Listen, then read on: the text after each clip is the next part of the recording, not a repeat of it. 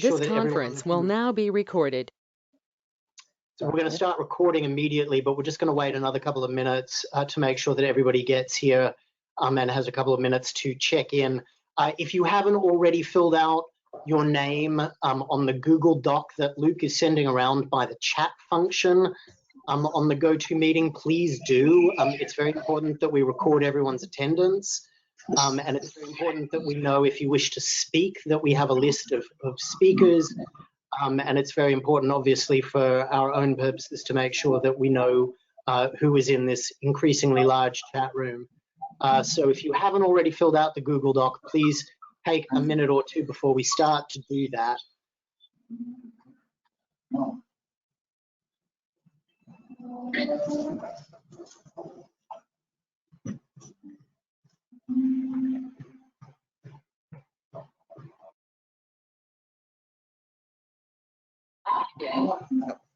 So we need one more person from the committee in order to have a quorum. We have 9 out of 18 at the moment.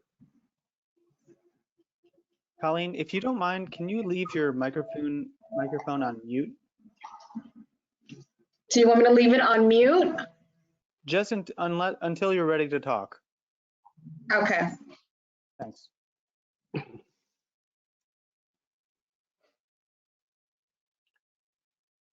So everyone, as you heard Wally say, we're just waiting for one more committee member to arrive so that we have a quorum, and we will start as soon as we can.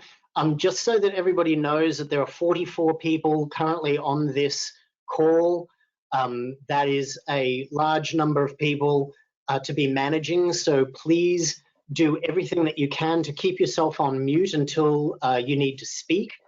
If you haven't already filled out the Google Doc, please do so. And please, thank you for your patience while we get the last couple of people on board. And Chelsea, just so you know, EJ is actually out today working for the New Jersey governor. So he won't be joining. You're welcome. Everyone, please sit tight just for another couple of minutes.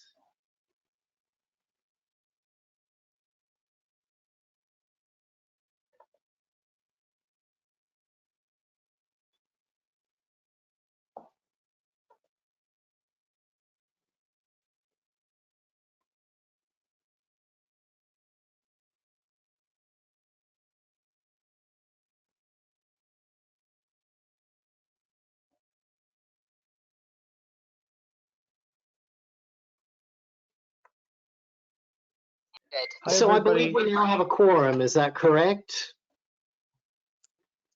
Quorum with whom? I was counting 11, is that correct?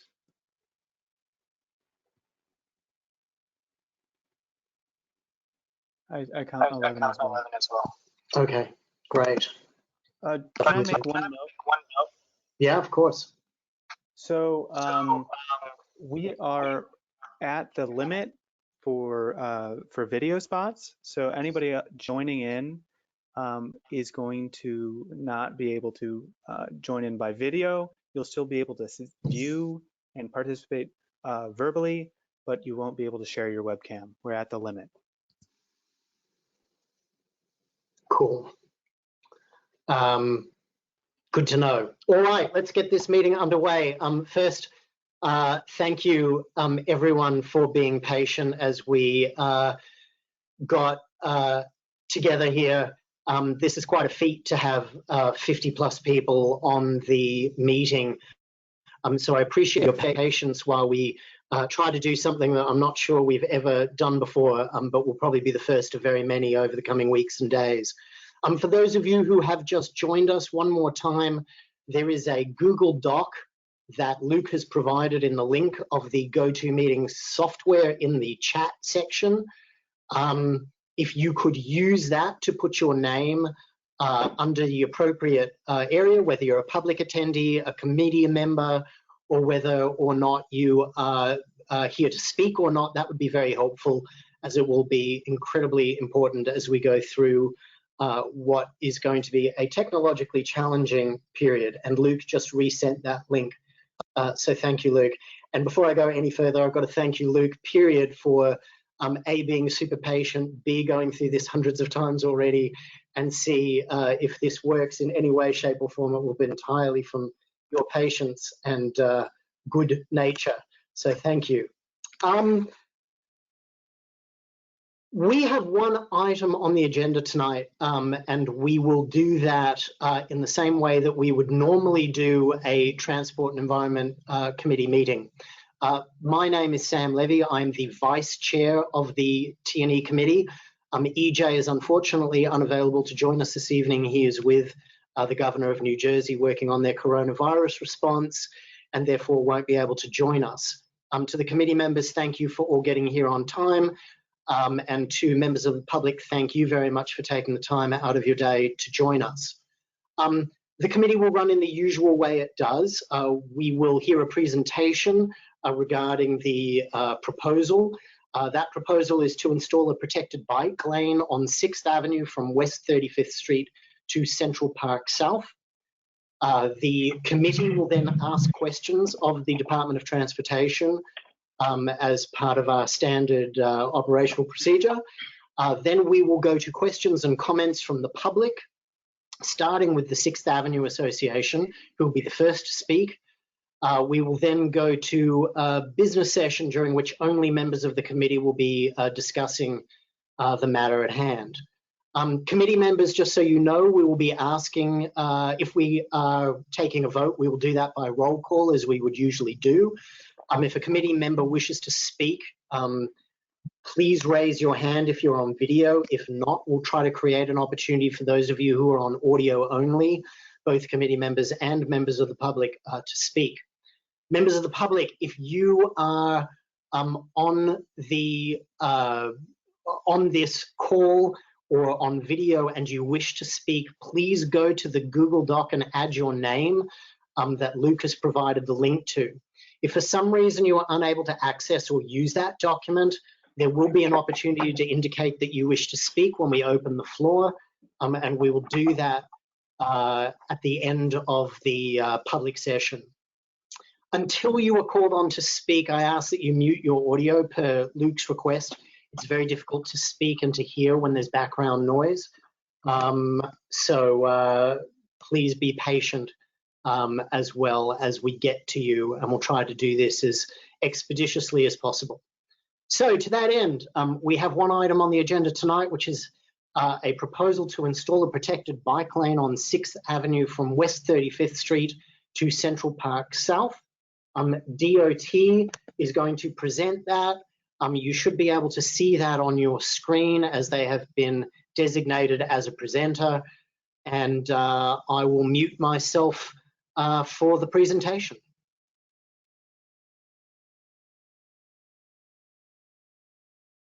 Thank you, Sam. Good evening, ladies and gentlemen. My name is Ed Pincar. I'm joined by several of my colleagues tonight, including Preston Johnson, who in a minute will run through the presentation. First, I just want to thank CB5, Wally and Luke for their incredible job in setting this up tonight. So thank you very much. We are in a crisis unlike anything anyone here has dealt with. And we know that it was important to have some business seem as usual, and we're happy to be here tonight to walk you through our proposal. As we move forward, please keep in mind that there's great uncertainty about DOT's own operations during this crisis, so we will certainly be in touch with the board and stakeholders along the way, but we're really excited to hear your feedback on our proposal, and then begin, as we always do for these types of projects, a really intensive outreach effort and campaign to make sure that we're incorporating the feedback into the final design. So thank you again, and I'm happy to turn it over to Preston Johnson. Hi, just as a warning, my computer's telling me that I have a slow network. If it's better, I guess it can turn off the webcam if I sound choppy or something. But I guess you can let me know if that happens. Hi, Preston. Yeah, that's probably a good idea. Can you turn off Okay. your webcam? Yeah, sure. Thanks. Okay. Sorry to be a disembodied voice, but so yes, I'm Preston Johnson. I'm the project manager for the 6th Avenue complete street redesign. And I think probably the way that we want to go through just is if I can go through the presentation and then we deal with questions at the end, but that's up to the board. So I will begin.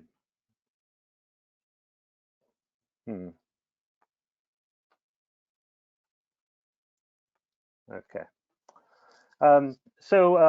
There's a recognized demand for bicycle facilities on 6th Avenue. And that's coming from Community Board 5, from many elected officials and advocates. Each of them have asked for an extension of the protected bike lane that currently ends at 32nd Street. So this comes in context of a street that needs to balance many different needs of the office buildings and hotels, as well as the huge numbers of people walking and biking and using transit, at least, in normal times. And so 6th Avenue also needs to be recognized as a Vision Zero priority corridor. And it's within a Vision Zero priority area, which you can see in that map that's shaded red. The classifications indicate that there are higher than average numbers of severe injuries and fatalities due to motor vehicle crashes. And that's the metric that we're using to determine where we should be targeting our efforts to improve street safety. And those dots on the map at 42nd Street and 47th Street, 57th Street, and Central Park South are also priority intersections, meaning that they're having a particularly high numbers of injuries and fatalities. And so Vision Zero is intended to eliminate those traffic deaths and serious injuries of pedestrians by targeting those priorities. The project also follows Mayor de Blasio's Green Wave initiative, which commits to building 30 miles of protected bike lanes every year. The Green Wave was announced last year in the midst of sort of a really high number of fatalities of people riding bicycles. And so the study also identified intersections at as the locations of 60% of the fatalities, and it identifies streets without bike lanes as the locations of 90% of fatalities. So this project takes a close look at improving intersection fatality or intersection design, and we'll talk about that a lot in this presentation. So protected bike lanes are a way to a demonstrated means of improving street safety for not just for people on bikes, but for all street users. The added safety and comfort that comes from riding a bike in a protected lane, I think, is pretty well understood. But there are also you'll see that pedestrians experience a 21% drop in injuries, and there's a 15% drop in all crashes with injuries. So the benefits aren't limited to people riding bicycles. So the existing conditions of 6th Avenue, you may be familiar that the street changes width at 42nd Street from 66 feet wide to 62 feet across from curb to curb.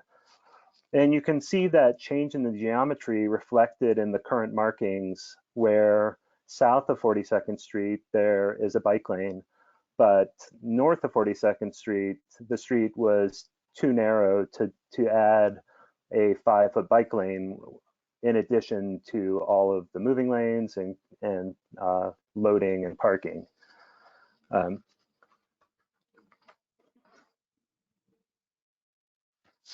So I want to discuss some of the major issues that we're going to be that we're trying to address with this project.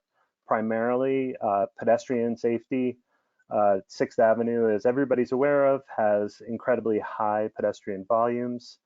There can be long crossing distances for pedestrians crossing 6th Avenue, and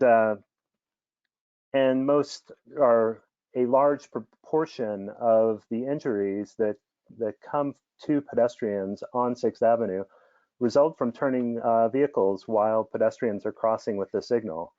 And those are types of crashes that this project is intended to address. Another maybe underappreciated aspect of 6th Avenue are the tremendous bike volumes. These include not just commuters and working cyclists, but also tourists and residents headed to Central Park. So even without bike lanes north of 42nd Street, these numbers have really grown significantly since 2008. You can see that's a 161% increase in 11 years. That's, that comes from both citywide bike trends, but also the fact that we're really in the core of the City Bike area. And City Bike is in fact intending to add more stations in this area, which will improve the ridership, the ability to find a bike and find an empty dock. And that's great. And it'll also drive ridership even higher. And we want to be able to provide a safe and comfortable place for those people to ride. So we also are very concerned about the traffic issues on 6th Avenue. So what we've seen is that the huge numbers of pedestrians on 6th Avenue combined with heavy turn volumes at some of those intersections represent the biggest traffic challenge of the corridor. Maybe you've noticed that when you're on 6th Avenue, the through traffic can be moving pretty well, but then there can be these huge backups for turning vehicles. And with the existing markings, the backups of turning vehicles, that can cascade backward and impact the through traffic as well. And so that condition causes problems both for the traffic and for safety. I mean, the drivers will try to rush their turns and try to kind of bully their way through crowded intersections. And these are types of issues that we want to be able to address with this design. And then the final issue that we're really going to focus on is the curb use. We need to be responsive to just how intensive the use of 6th Avenue is, and retain that use or relocate the curb access when necessary. The primary concerns that we're talking about are the hotels and the use of commercial vehicle loading, but also there is a lot of press parking, and there are taxi stands that are servicing some of the hotels on 6th Avenue. And so our proposal works to accommodate those uses, and we'll continue to work both with CB5 and with the property owners to ensure that the building operations, they're not severely impacted. So I'd like to move on to the proposal. So remembering that 6th Avenue is wider to the south of 42nd Street. They're between 35th Street and 42nd Street. We're proposing to relocate the existing bike lane to the curb and move the parking 11 feet off the west curb. There'll be a conversion from 4 moving lanes to 3 moving lanes. And the east curb will remain a bus lane and bus stops. North of 42nd Street, the design is similar, but that's where the street gets narrower. DOT will add a new parking protected bike lane where no bike lane currently exists. The left turn lanes will be treated with either split phase signals at intersections with heavy conflicts, or it'll be treated with offset crossings at the other intersections. And I will go into detail about what those terms mean if you're unfamiliar with either split phase signals or offset crossings. And lastly, every section will have LPIs to give pedestrians head starts while crossing 6th Avenue before the green light. So this is a cross section of what we're proposing, where you see it's similar north and south of 42nd Street. Some of the dimensions can vary. That's why you see the 2 dimensions for the parking lane and the bus lane. So you have the parking protected bike lane on the west curb. Then there's a 5-foot buffer that allows car doors to open without threatening people on a bike. It allows people to get out of their car without worrying about standing in the bike lane. And that the 5 feet plus the 6 feet of the bike lane creates an 11-foot passable space that can be used for maintenance vehicles and emergency vehicles. And that'll be important as we're moving forward. As I alluded to earlier, there is a removal of 1 through lane so we're going from 4 to 3, and then the east curb largely stays the same, the bus lane and bus stops that currently exist.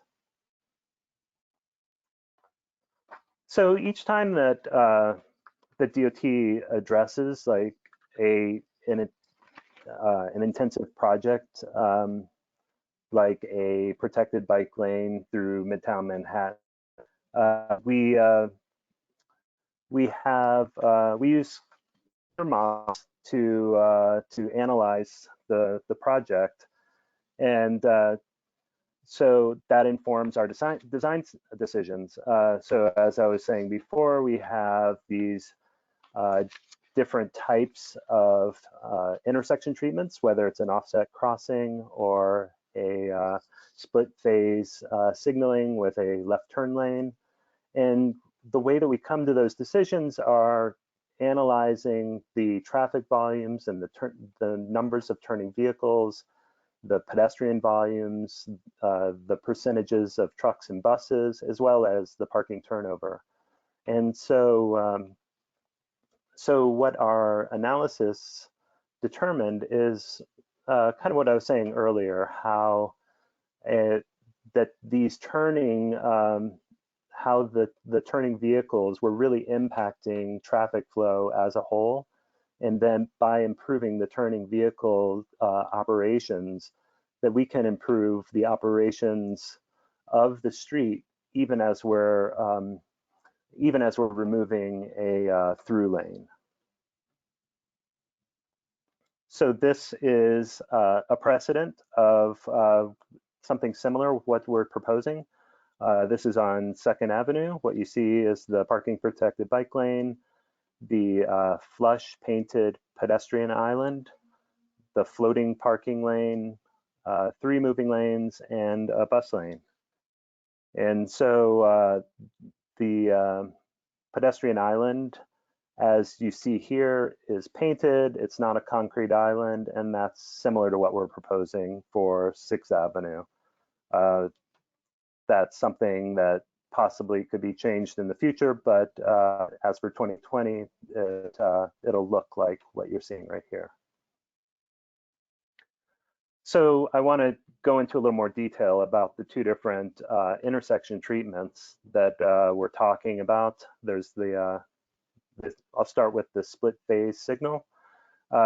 So this is something that you can see a lot on 9th Avenue. The photograph is an example. You can see the intersections on the slide where we're intending to use this. This is at the highest conflict locations. And currently, like I was saying earlier, at these high conflict locations, what you have are these often frustrated drivers that are trying to get their way through crowded intersections, and it creates both delay but also an unsafe condition. And so the way that the signals will operate is that there will be, when there's a green light for 6th Avenue going northbound, the through vehicles will be able to go, and the bikes will be able to go, and the pedestrians will be able to go all in the same time, but those left turning vehicles will be held. And so there's the pedestrians are able to cross without any conflict with turning vehicles, and same with the bikes.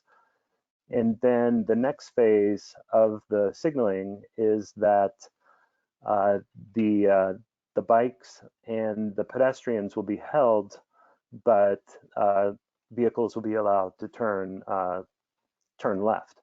And so that they have to wait, but currently they're essentially already waiting because the pedestrian volumes are so high that they're not able to turn, but it causes, in the existing condition, it causes a more stressful and possibly dangerous situation that splitting this into separate phases can alleviate. The other type of crossing treatment is the offset crossing, and this might be less familiar to many of you. We've been implementing them for several years. And what it does is tightens up the radius of that corner so that turning vehicles have to slow down and can't just whip through the intersection. But it also, as you can see in that plan, it's reorienting the vehicle as it turns the corner. I guess before I get to that, you can see 40 feet approaching the intersection. We've daylighted the intersection. What that means is that we added that pedestrian island, and we cleared parking away from there so that there's this visibility between the turning vehicle, and also they can see the crosswalk from further on, and they can also begin to see if there is a bike that maybe they're a person on a bike that they're overtaking, and that gives them a reason to slow down and not try to rush through the intersection. And so, as I was saying before, as they're turning, their vehicle is sort of reorienting, kind of becoming parallel with the cross street, so that they have a better view down the bike lane, and they're able to have better visibility looking down the bike lane as they're turning. Also, what this does is provide space for that turning vehicle to get out of the through lane. And so that works better for the through lane itself, but it also improves the safety conditions of by reducing the back pressure that a driver can feel when he knows that there are a line of vehicles behind the car, and not wanting to, doesn't have to bully the way into the intersection if they know that they're not. Yeah, sure. When We just got a request. When you're pointing out specifics, do you mind using the cursor to? Oh, to yeah, point- yeah. Thanks. Does this work? Does Yes, that it help? does. Yep, thanks. Okay, sorry about that. So just to go back, like this is the daylighting section that I was talking about. And then as the vehicle turns around, or makes the turn, you can see it's reorienting towards the cross street, which allows the driver to look downtown, down the length of the bike lane, and have a better understanding if there is a bike on the way that they need to be avoiding. And so additionally, one thing that'll come up later is that you can see in the plan here that this takes up much less parking than the turn lane did. If I can go back to the turn lane, you can see that essentially this section needs to be dedicated to the turn lane. So this existing parking needs to be converted into the turn lane. We're able to save a couple parking spaces or loading spaces down at the beginning of each block where there's a turn lane, but further towards the end, we'll have to change the parking regulations. On the offset crossing, you see there's much less impact to the existing parking regulations, but this is a treatment that we can only use at lower conflict locations like 37th Street, 39th Street, 43rd, and 47th. So what this results in is a change in parking regulations. And so what you have here is kind of a diagram which kind of summarizes those changes. You can see the ones in red. Those are where there'll be turn lanes, and you can see how there's a greater parking impact at those locations. The ones in orange, those are the offset crossings, and there's a smaller parking impact. The blocks marked in yellow has the lowest parking impact because there's no left turn there at all, and the parking changes there come from the addition of those pedestrian islands, which extend past the crosswalk a little bit. And then there are a few places here, here, and here where we'll be changing the parking regulations, where currently there's no parking allowed at all, and we can actually add some parking back. And so the net of those different changes is a loss of 43 parking spaces. This comes in context of a corridor with over 200 spaces. So as I've mentioned before, we'll work with the stakeholders to accommodate their needs as far as whether it is loading zones, and especially the hotels and taxi stands and whatever they may be. And just to give you an understanding of what we've done on other locations, other parking protected bike lanes, we've been able to accommodate the sort of work with the property owners and to provide both a protected bike lane, but also the access that they need, whether it's the loading zones or hotel loading zones. What you can see here is a hotel loading zone. As you're coming to the hotel, the bike lane narrows a little bit, and that kind of signals to the person on a bike that that it's a different condition. They should slow down. It creates a painted pedestrian area instead of the buffer that is more typical in between the parking lane and the bike lane.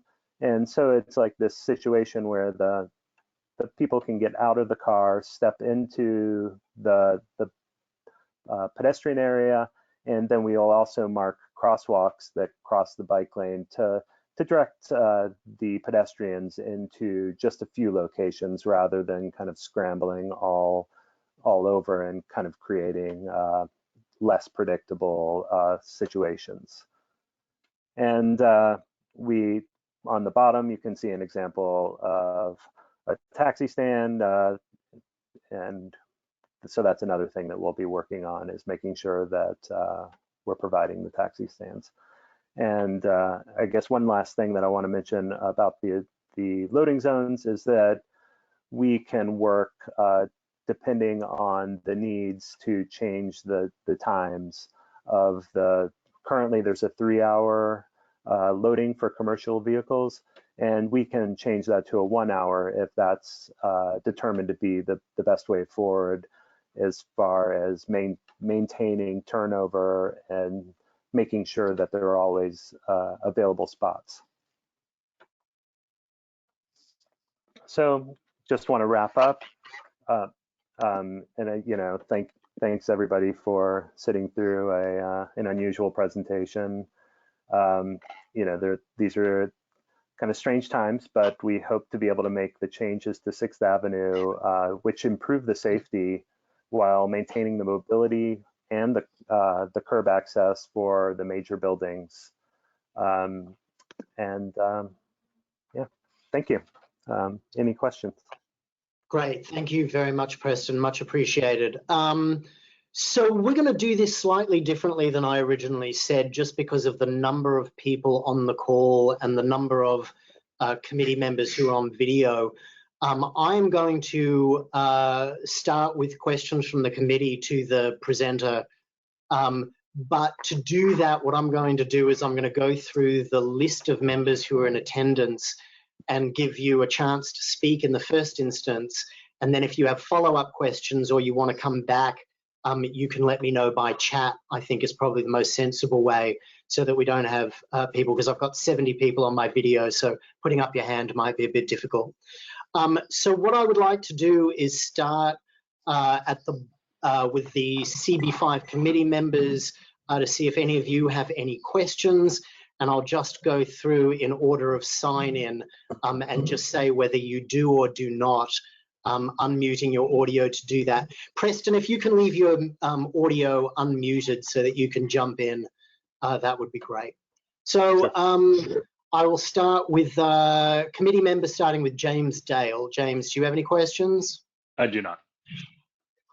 Fantastic, thank you, James. Mike Greeley, do you have any questions? Yes. At the center of the offset crossing, there seemed to be parking blocked out. What will be the regulation there? I probably should not have drawn. This is an actual block, and that is just a fire hydrant. So it's no change in the existing parking regulations, but it's typical of what we'll see when there's a fire hydrant.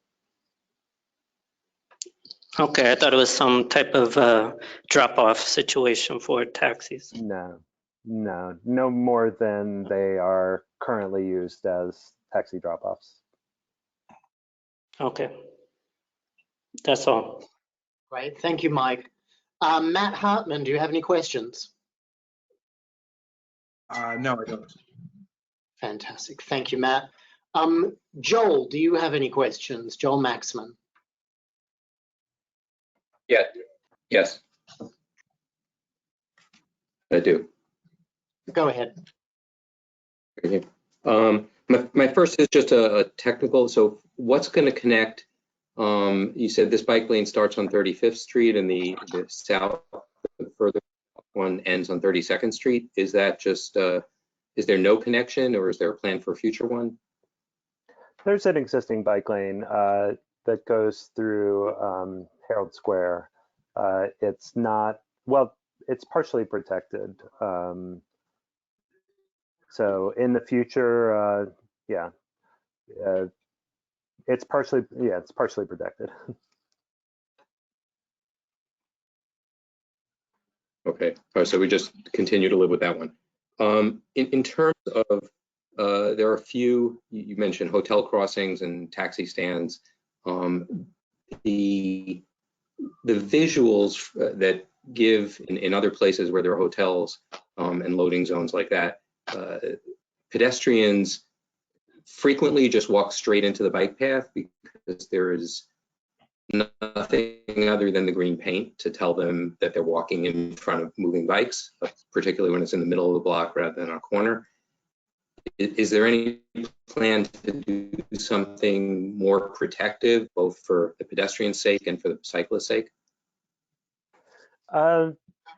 What we've seen on some of the cross streets is that sometimes there'll be some signs that are set out by the hotels, kind of indicating a warning for pedestrians and for bikes.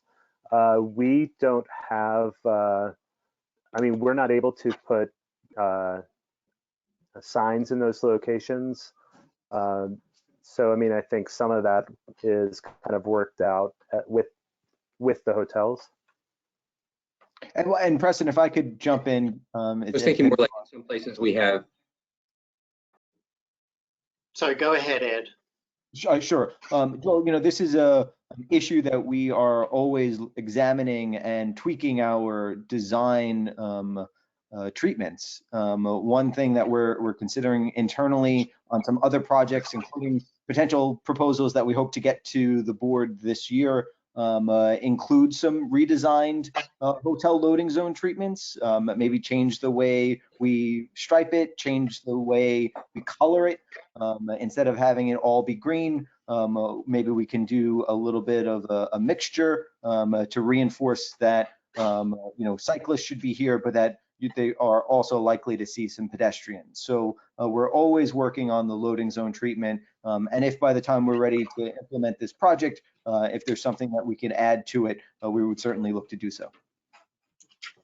In one location I saw flexible bollards, those really thin bollards that you have, or which seem to help because pedestrians are then aware without looking down at the ground that there's something coming.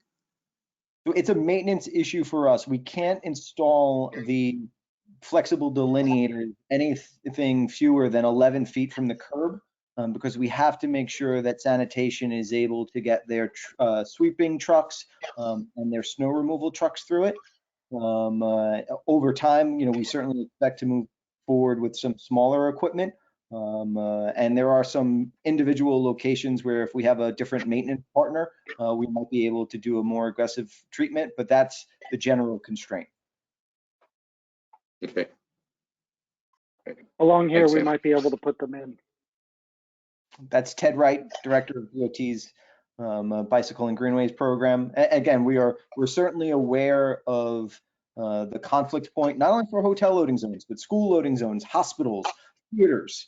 And you know, as we're upgrading our design standards, we want to make that even less conflict prone.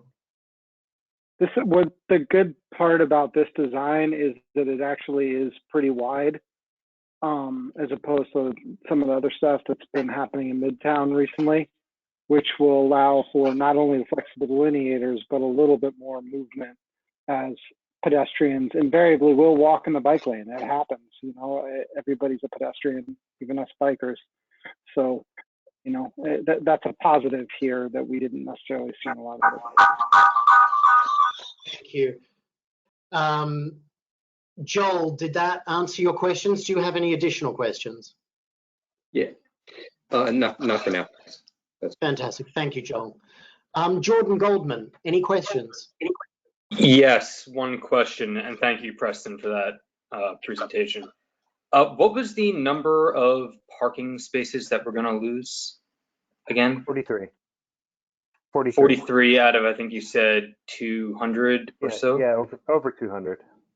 Okay, is that the usual percentage when we do something like this across the city? is that the usual number or percentage of spaces that we would lose? Is that more or less? Obviously depends on the area, but I was wondering if you have any background there. I mean, it always, oh yeah, go ahead, Ted. If I could speak to that, I mean, each project is different. We have to put in these large turning bays here. So compared to other locations where we've been able to do offset crossings or mixing zones along other corridors, there's slightly less. But I would say overall, it's probably about the percentage that we hit. It might be a little bit more given the fact that we have to have turning bays, which is more of a pedestrian benefit than it is for bikes. Yep, okay, that was my question. Thank you. And I would just add that this corridor, I think, is a little bit more unique than some of the areas we worked previously with CB5. I'm thinking 26th and 29th, 52nd and 55th Streets for the cross-down lanes. The impacts to the curb space aren't really passenger parking. There are ways for us to think about how we shift some of the regulations on the side streets to being able to make sure that we're accommodating the commercial activity, drop off and pick up, some of the press parking as well. So if the number seems high, know that we're still able to accommodate a lot of that activity, just maybe around the corner. That's very helpful. Thank you. Great. That's all I Thank have you. to say. Thanks. Thank you, Jordan. Pete Webb, do you have any questions? Pete? All right. Nancy Goshow. No questions, thank you. Oh, no worries. Thanks, Pete. Nancy. No questions. Fantastic. John Raybar, do you have any questions? No questions. Fantastic. Thank you, John. Chris Clark, do you have any questions? No questions. Great, thank you. And Hugo Lorgasico, do you have any questions? No question. All right. Right, thank you, Hugo. George, are you on the phone? I got an email from you saying that you weren't sure whether you could get in there, but you actually signed up. So if George, if you're there and you have any questions, do you want to jump in? Nope. All right, George, we may come back to you if you somehow get back on. Janet Pawson, do you have any questions for the presenters?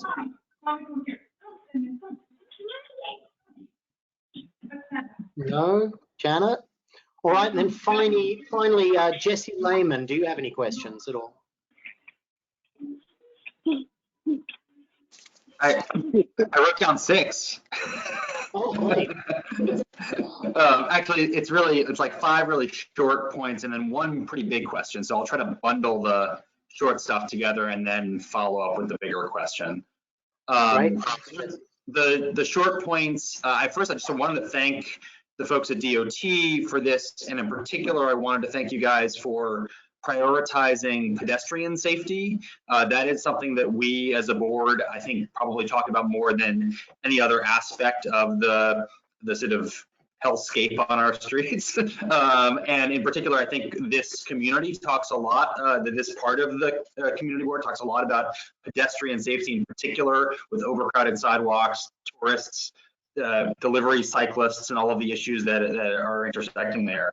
And so I think that this plan, in particular the intersection treatments, which are all about protecting pedestrians, is really a step forward. So thank you for prioritizing that, both in the planning and in the presentation of it. I wanted to make one other clarifying point, because I don't think you mentioned it in your presentation. The presentation makes it seem as if 6th Avenue, in terms of traffic lanes, would narrow from 4 lanes to 3 lanes. But I wanted to note that it's actually already only 3 lanes entering this stretch of 6th Avenue through Herald Square. There's the curbside, bus, and travel lane, and then 3 other lanes. And it's at 35th Street where 6th Avenue widens out to have this extra lane, the bus lane plus 4. So from a vehicle's perspective, if you make it through Herald Square, currently the avenue widens by an extra lane. and now there just won't be that widening. So it's not as if cars will ever have a choke point at 35th Street or beyond. So that just wasn't clear in the presentation, and I double checked to make sure of it. I have 3 quick questions, and I'll just bundle them because maybe you can answer them all bang, bang, bang. I wondered why you didn't consider eliminating some of the left turns on certain streets. It seems as though from a traffic flow perspective, that might be advisable as those lefts head towards Times Square anyway. Obviously, you can't eliminate every single left turn. Sometimes people are going to need to turn left. But I know there have been some thoroughfares where we've either eliminated every other left turn or eliminated a few. So I wonder why you didn't consider eliminating a few of the left turns, which cause some of the risk spots and require some of the bigger turn bays. I also wondered on just a parking question, pretty narrow, whether you reconsidered or considered at all whether there's actually need for those special pampered press parking spots. It strikes me that those are probably mostly used for Ubers and Lyfts and other black car services for people going to those shows. I'm not really sure they deserve their own parking for that. And the other quick question is, at the northern end of this plan, did you consider and would you consider actually narrowing the number of travel lanes from 3 to 2? Because now 6th Avenue essentially dead ends at 59th Street. Once upon a time, there was a drive through the park that took some traffic north, but that drive is closed. So I'm not sure what the value is of having 3 travel lanes make it all the way to 59th Street when there's not actually capacity for maybe even half of that traffic to then go anywhere on 59th Street, which is not an easy street to drive on. Those are the quick questions. Let you answer any or all of those, and then I'll come back with the big one. Thank you, Jesse. Preston and gang, do you have any responses for Jesse before he gets to his big question? So before Preston talks about the turn bans and the transition to CPW, to the question about press parking, whenever we have a project that modifies the existing authorized parking regulations, we certainly do an inventory. We will look for potential modifications, relocations, and sometimes we have scaled back on the number of spots. So that's all being analyzed currently by our authorized parking unit, and we could certainly update you on our thoughts on that piece. Okay, this is Preston. Sorry. So just to clarify, the blocks approaching this project limit, they are actually 4 lanes. But also, so the as bus far lane as gets created? Yeah. Yeah, okay. And so as far as the left turn lanes, I mean, I think this was just an effort to sort of retain the existing mobility. That is an option that could possibly be looked at as well. But and then lastly, as far as the as you approach Central Park, the turn volumes are actually really high at 59th or at Central Park South itself, because there's no opportunity to go straight. So there, so we needed all that capacity there, but the 2 blocks previous to that, you can actually see in this parking diagram where every other block there's a left turn lane that has taken away a lot of parking. Well, there is actually a left turn lane here, but because we're able to retain the parking there, so there are 2 lanes and a left turn lane and parking on both sides. So it does pinch down a little bit with the way that you're suggesting, Cool. but just for two blocks. Right. Yeah, that was the sort of thing I was wondering. Everyone has to turn in those few blocks. They can't go straight. So yeah. Okay. I feel like I covered my little questions. I want to ask the big one, which is about two-way traffic and southbound traffic on bicycles. So I think this is both a double-edged sword, right? I think the biggest concern that we've heard in general from residents in this community has been the biggest concern about cycling in particular. It's not necessarily the biggest concern, but about cycling is about wrong way cycling. And I think that's usually attributed to the high volume of delivery cycling that has to happen in this area. And so there's a lot of concern about wrong way bicycling. And it strikes me that there's no southbound lane for several avenues in each direction here. And that if we put a protected green stripe, northbound lane on 6th Avenue, that could become even more of a magnet for wrong way cycling southbound in that lane. And so I wonder whether you have looked at the possibility of going all the way and making this a two-way protected bike lane on 6th Avenue and making it more clear that there could be cycling going both ways, which seems almost inevitably something that's going to happen, whether it's legal or illegal. And then that would also create a safe way for cyclists to move south through Midtown that doesn't really exist right now. I know there's been some talk about 5th Avenue, but that seems like it's not happening anytime soon. So question about how to bike southbound and safely and legally, and whether or not this stretch could be a stretch that could include that. I can speak to that a little bit, unless Ed, you want to pipe in. But I would just say right now, some of our objectives are making sure Broadway does continue to act as a cycling corridor southbound. We have been looking at other corridors in the southbound, on southbound streets. 5th Avenue is very difficult. That is the logical place. As far as making this a two-way bike lane, I think that given the number of pedestrians and given the curbside activity, that would be very difficult to do here.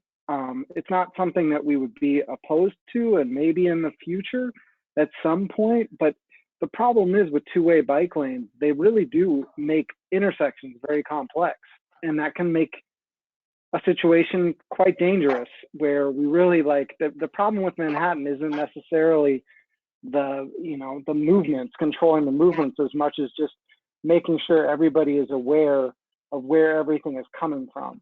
And when you enter and when you add an extra direction of traffic basically into an intersection, it can get very dangerous. So maybe it's something that we look at in the future, but right now, we're doing our best with this to push forward, get this out there, and we'll continue to monitor it. As far as the southbound cycling, there are other options. I agree, not easy ones, but Broadway is very important. I would say that, and 7th Avenue for that matter, although there's no lane there. Yeah, Ted, I think the only thing I could add to your response, I guess two things. First of all, whatever we try to do now will be done in paint and with signage, and that's on purpose so that over time we're able to improve our projects and respond to conditions on the ground. We hope that congestion pricing will be coming at some point soon, and that could dramatically change the overall traffic conditions throughout the central business district. And moving forward, all of our local elected officials have signed on to the new master plan law or bill that the mayor signed into law, and that's just going to fundamentally change how New York City streets are organized. There are going to be more and more presentations from DOT about how to bring cyclist and pedestrian and bus lane improvements to individual communities. So we're here today to talk about a small part of 6th Avenue, but the overall context is that, New York's transportation network, at least at Gray Transportation Network, is going to continue to be changed fundamentally in the coming years. Right. Thank you. Thank you. Jesse, does that answer your questions? Yeah, I think so. It's an answer. Terrific. I mean, they thoroughly answered the question, and I'd still like them to reconsider it, but that's me. Thank you, Jesse. So what I would like to do is give the committee another opportunity if they have any questions. If you can just quickly type in the chat function to either me or to everyone, if you have an additional follow-up question, I'm just going to give you about 30 seconds to jump in and write in the chat function, then I'll call on you. Otherwise, after we've finished with the committee questions, I will go to members of the public. To members of the public, I'm going to ask you to do a couple of things. One is I am going to call on you by name if you've already signed up, and that includes a couple of people who have sent additional questions via the chat.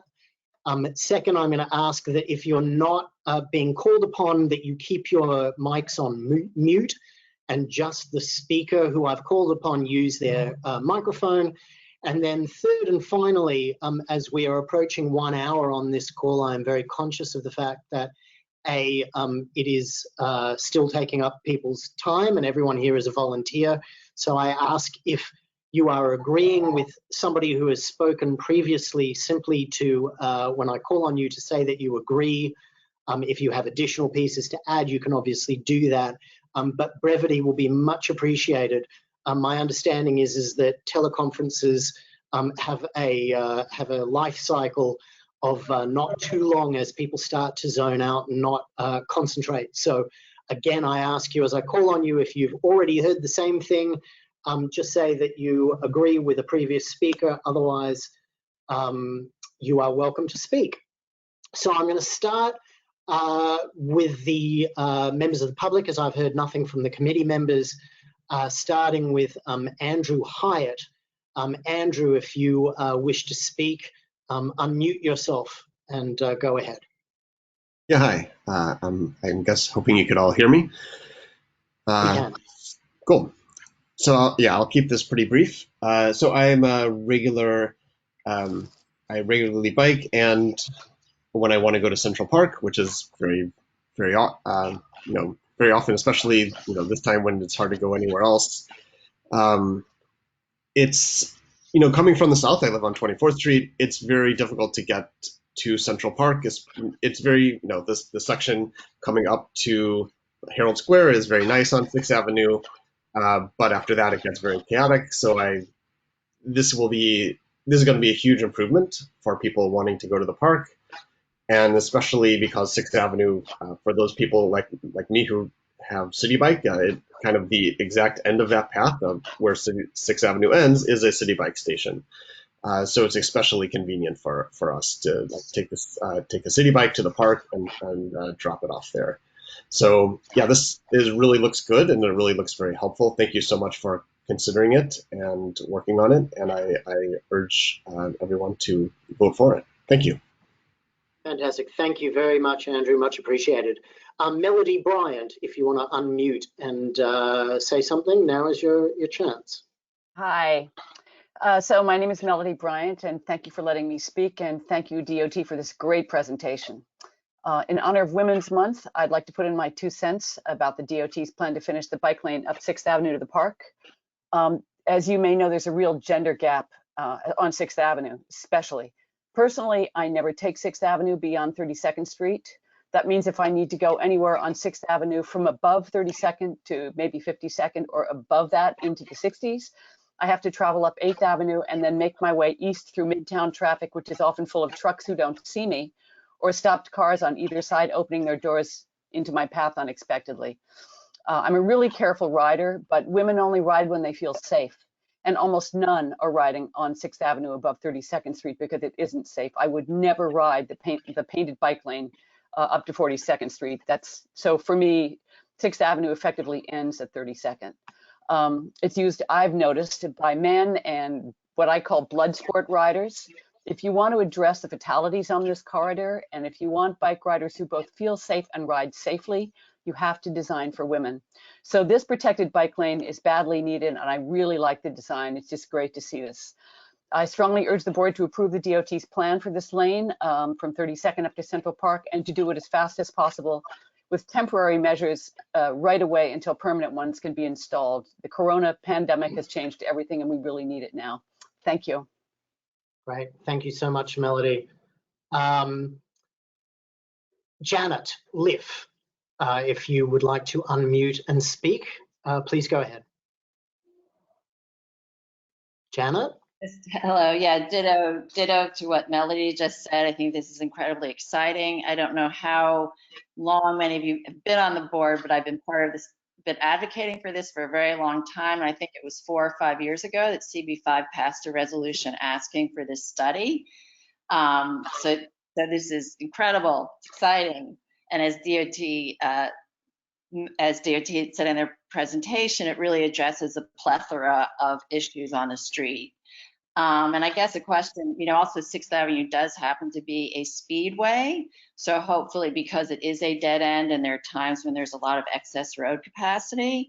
So hopefully by creating all of this order, perhaps that will be addressed too. And then as Melody said, I know there are a lot of local residents and people get concerned about behavior, but the safer the route is and the more organized the street, ideally the behavior really does start to reflect this safer surroundings, because you don't have to be as aggressive to actually use the space. So hopefully, that will also make everybody happy.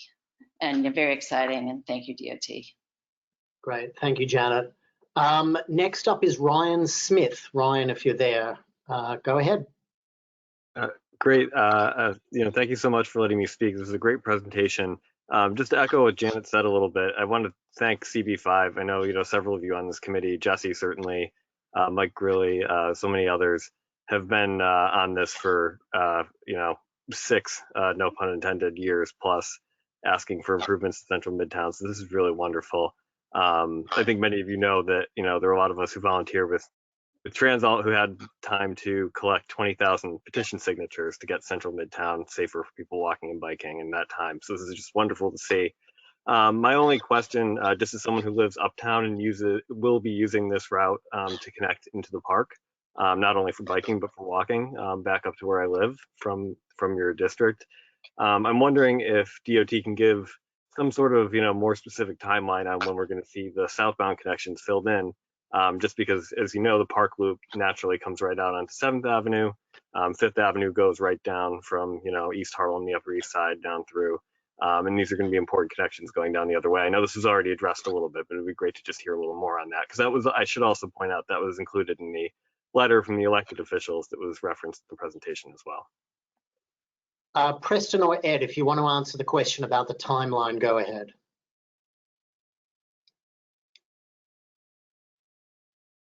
Ed or Ted, please.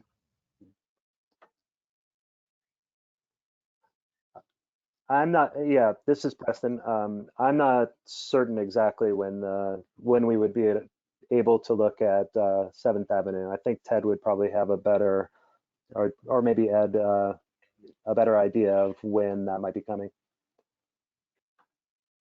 Ed, you're muted. Ed, you're muted. Ed. I guess he's all right. I'll do my best here. It is something. I wouldn't say it's not this year for sure. We do have our hands full with a lot of stuff in Manhattan right now. These projects seem very easy because we do them quickly in markings, but we have to satisfy a lot of stakeholders and transportation concerns as far as vehicles and making sure that all of our turns are designed well, et cetera. A lot of stuff happens in the back of the house. I'll let Ed kind of answer the real heartier question, but I hope sometime soon. Great, thank you so much. I'm sorry, I had 2 screens going on and I couldn't get from one to the other to unmute in time. I apologize. we put out with Commissioner Trottenberg, Councilmember Powers, and many advocates on 6th Avenue at the end of February to talk about a really aggressive and ambitious plan for Manhattan protected bicycle lanes in 2020. As I said, more will be coming down the pike in terms of proposals, but we're excited to focus on 6th Avenue tonight. Right, thank you, Ed, much appreciated. Liam Jeffries, you had signed up to speak, go ahead. Yep, can you hear me? Yep. Great. So first off, I'd like to echo what many other people have said so far and just thank Ed, Preston, the rest of DOT who worked on this. This is fantastic from what we've seen. 3 questions. I'll try and make them as quick as I can. So first question actually was going to be about potentially putting bollards next to the turn lanes where they have to turn lanes next to the bike lanes. But I think Ed already answered that with the sanitation department answer, I think, right? Ed? If you want to give your 3 questions, Liam, first. Sorry, okay. Yeah, sorry about that. Second question is in regards to 59th. I don't know if this was answered already, but is there any special plan in regards to 6th Avenue and 59th Street? It can get a little bit dicey with cars and trucks and bikes for that matter turning 2 ways in order to get onto Central Park South. And then last question is that just want to partially echo what Melody has asked in that with coronavirus, there's less traffic now, and also there's now pushes from Andrew Cuomo to potentially make some streets more pedestrian but cycling friendly to give more space. I'm just wondering if there's a potential to fold this proposal into any efforts to expand the bike network during the pandemic. Liam, last question. First of all, it's good to see you, Liam. Last question first. We are working very closely with our colleagues in the administration on, potential ideas for, what to do during this crisis. We will certainly keep everyone updated on our progress on that part. I do think, just globally speaking, all of us are able to teleconference into this presentation tonight, but a lot of our coworkers, not only at DOT, but throughout the city who work in the field aren't able to. And we really do need to have a cautious approach as to what we're asking people to do during this very challenging time. So we are working on that, and I'm sure I'll have an update for you shortly. And Preston, can you speak to the other 2 technical issues? Yeah, I think the issue at Central Park South, that's a great question. We do have a different signaling situation there because there is no through traffic. So there will be a all pedestrian phase that allows the pedestrians and the bikes to make that crossing without worrying about vehicles turning across their movements. And as far as the bollards, we can take a look at that, but I think you're right as far as maintaining the 11 feet. That might be the problem. All right, thank you. Thank you, Preston. Thank you, Liam. Noah Stern, are you there? Noah? All right, Noah, we're going to move on to Brandon Chamberlain, if you were there. Brandon? Hello. Thank you very much. First of all, this project is so key, and, having the protected bike lane through Central Park will be a huge improvement. But even with that, it seems to me that the lion's share of the space is really being given over unnecessarily to the minority of street users in cars. In the plan, it seems that depending on the width of the street, the extra width is going to 11-foot overly wide car lanes, which really does nothing for people in cars other than encouraging speeding, particularly during off-peak times. Just that couple of feet, if added to the bike lane or for painted sidewalk extensions, could help either ease pedestrian crowding or make it easier for faster bike traffic to pass slower bike traffic with a few more feet width. And even with reducing the number of through car lanes to 3 lanes, that itself seems barely justified. I think I saw it looked like the car volumes were 11 to 1,400 cars in the peak hours before congestion pricing is even implemented. And that's 3 through lanes plus the bus lane, that every single lane can be used for right turns, and dedicated left turn lanes on 9 of the 24 blocks. And it seems that there's, with very relatively low volumes for a Midtown Avenue, still just huge amounts of space given over to cars, where potentially more could be wrung out for pedestrians or people on bikes. Thank you, Brandon. I'm going to leave that as a comment and see how many people echo it, given that there wasn't a specific question. But we can come back. We use that space for people on bikes or pedestrians. Sorry, can you repeat that, Brandon? I said, well, I guess the question is, why can't we use that extra space for people on bikes or pedestrians? Oh, okay. Thank you, Brandon. Go ahead, Preston, if you'd like to answer that question, or Ed.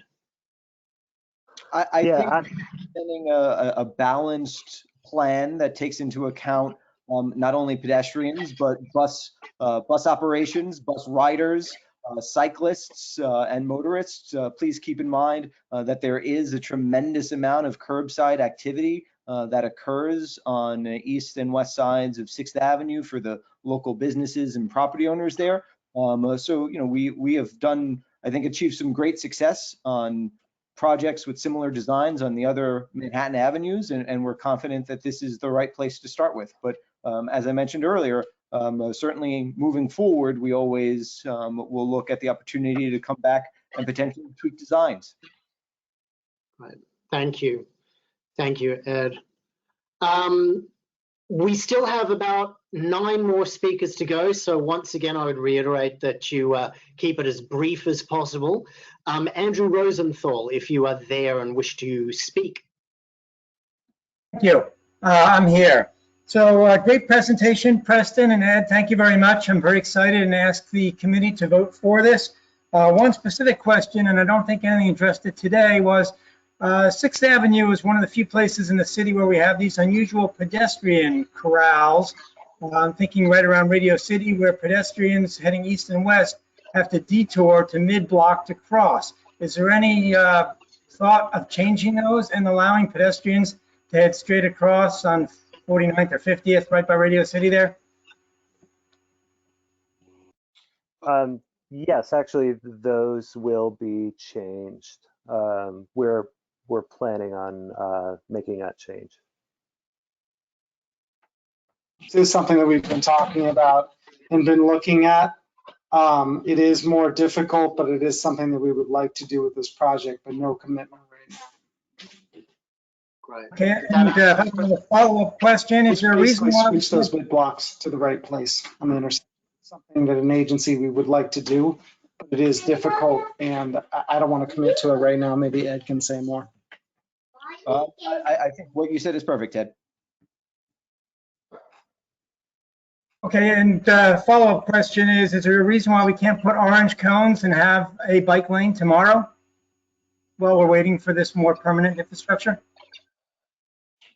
Well, as I said, we're currently looking to see what type of temporary measures we might be able to take during the crisis. If 6th Avenue is something that we can evaluate for that interim treatment, we certainly will.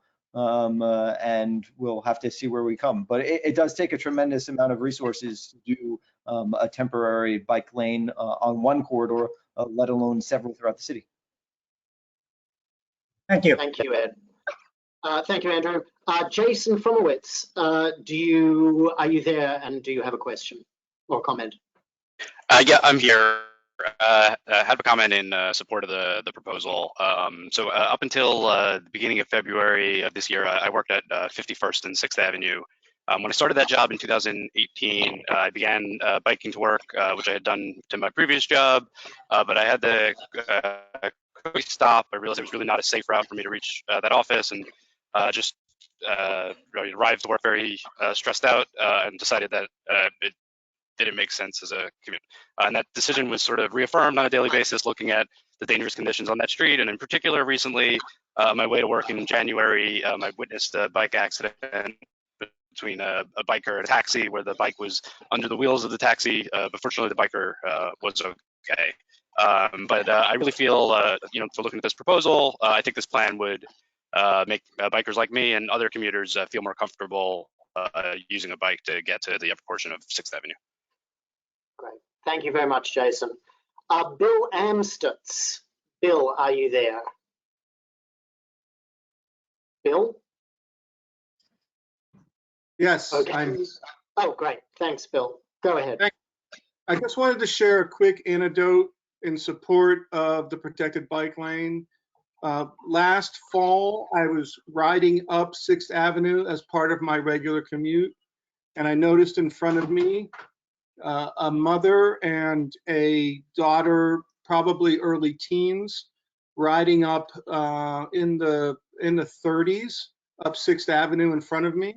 I decided to slow down and follow them. As we crossed 34th Street and headed into the area where the unprotected lane, I noticed a visible uncomfortableness between these two cyclists. I think they were tourists on rented bikes. And it just goes to show that when you have a protected bike lane that ends suddenly, it creates almost more danger than not having a protected bike lane at all. So I just urge you to support this measure and finish the protected bike lane up to the park. And thank you for your work. Right. Thank you, Bill. Much appreciated. Alan Kurtz, if you are there and have a question or comment. I am here. Thank you very much. Can you hear me? Yes, I can. Perfect. I had one question regarding the actual lane itself. Did anybody examine putting the bike lane on the east side of the street where the buses are? Because the buses have much less traffic than the unloading and loading of trucks. And if you're putting the bike lane against the curb, you will then have tremendous potential for activity of bicyclists getting injured by truckers unloading, going onto the sidewalk onto 6th Avenue, where the bus lane is much less traveled than if you're putting it on the east side of the street. I just thought, had that been examined at all? Preston or Ed or Ted? Well, the existing bike lane south of 35th Street is on the left side. And so that's a large consideration, just sort of maintaining the continuity of the bike lane, but also just there are some added problems with like creating like bus islands and other types of ways to mediate that space between buses and bikes. It's not always considered a favorable sort of interaction, even though buses are probably preferred to trucks. We do want to create space in between the two. Okay, my next question is that between 35th and 40th, Broadway is pretty much already eliminated because of seating in the islands, etc. Is there, that's sort of creating an undue pressure, and I am a business owner on 6th Avenue and Broadway, that does create an undue pressure on loading and unloading on the west side of 6th Avenue because we don't have the Broadway side either. Well, what you can see is like that zone actually has pretty low impact on parking change. So yeah, we definitely like took those sort of considerations into heart, and we'll also we will going forward if we need to make any modifications. Okay, I'll be sending some emails and drawings to the CB5 just as far as some modifications in that area. Thank you for your presentation. It was very helpful. Thank you, Alan. Much appreciated. Samir Lavinja. Hi. Yeah, mostly just going to echo what everyone else said. Super support, like really, really excited about this. The one thing specifically I wanted to call out was that, so I often am walking on like 7th Avenue South. I know this is far. 7th Avenue South and Bleecker Street, where it just turned from a left yield, like a blinking yellow left yield, into a split signal. So pedestrians and cars have a completely separate timing, and it's amazing. And I'm so excited that it's coming to other parts of the city. That's all. Thank you. Thank you very much, Samir. Appreciate it. Jason Gers. Jason, if you're there. Hi there. Can you hear me? All right. Just wanted to say that I'm very supportive and very excited about this proposal. I think this helps to make New York a more welcoming city for people to bike through Midtown, whether people commuters or tourists. I have just one comment and then one quick question. You know, I just want to also support the southbound route that was discussed. You know, I ride with my daughter on the back of the bike, and there's times I've taken her up to the museum. And although Broadway is kind of the theoretical southbound route from Central Park, the section around 7th Avenue, Times Square is like very hectic and is not really a place I feel comfortable riding with her. There's times I've ridden through the pedestrian area, but that's not really a good thing to do either. And I'm kind of getting body checked by Elmo just trying to get home from the park. So I'd urge you guys to, you know, bring us a plan for 5th or 7th Avenue as well. That'd be great. And just one question, is this whole plan on 6th Avenue parking protected? Other than like the hotel loading zones? Could you guys just maybe give us a little bit more detail on that? Because that wasn't totally clear. Thank you. Great. Thank you, Jason. Go ahead, Preston. Yeah, so here's an example for one of the left turn lanes. So you can see that on the previous block with no turns, that's all parking protected. And then on the other side, that's all parking protected. Where the turn lane kind of comes into the area where the parking normally would be. So that area is no longer parking protected. So those are the only really types of situations, I think, where there is no physical protection. Okay, is there any kind of separation at all between the turning bay and the bicycles? Well, that's the issue that we've talked about, where we need to maintain the 11 feet for emergency vehicles or maintenance vehicles. And so currently the buffer, you can see how the buffer is more narrow at the turning lane than it is back here at the parking lane. So there's no longer 11 feet between the bike lane and the moving lane. So that would have to be something.